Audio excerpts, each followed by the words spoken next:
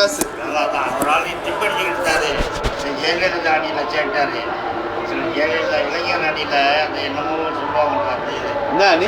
Secretary Jayalalithaa காரைக்காலில் ஜெயலலிதாவுக்கு பிஏவா?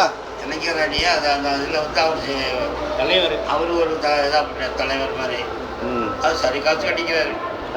எல்லாம் ஒரு ஆழத்துக்கு போகிறானோ வரானோ தெரிஞ்ச ஆள்கிட்ட போய் ஆர்டிபி கையெழுத்து வாங்கி கொடுத்தாக்கா அது ஒரு 20,000 போனேன்.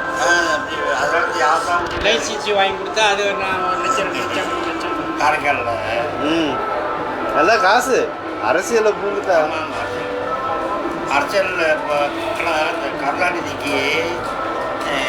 கருணாநிதி எங்கள் ஊர் பெரிய ஒரு பணக்காரர் எல்லாம் ஒன்றா ஸ்கூலில் படித்தாங்க. அப்போ அவர் கருணாநிதிக்கு எல்லாம் ஹெல்ப் பண்ணுவார். அவர் கருணாநிதி வசதி இல்லாத டிஎம்கே ஜெயிச்சு கருணாநிதி மந்திரி அவர்கிட்ட அண்ணன். அப்போ கருணாநிதி சொன்னாங்க என்ன உதவி வேணும் என்ன செய்யணும் கூட்டாளி அவரோட பரம்பரை பணக்காரர்.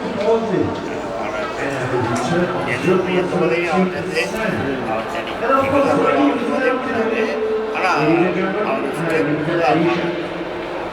ஜென்டில்மேன் பணக்காரர் கோலாப்பாடம் உள்ள பெரிய பணக்காரர்.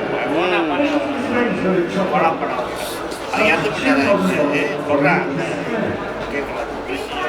இதே நம்ம கமலா இருந்தால் என்ன செஞ்சிருப்பா?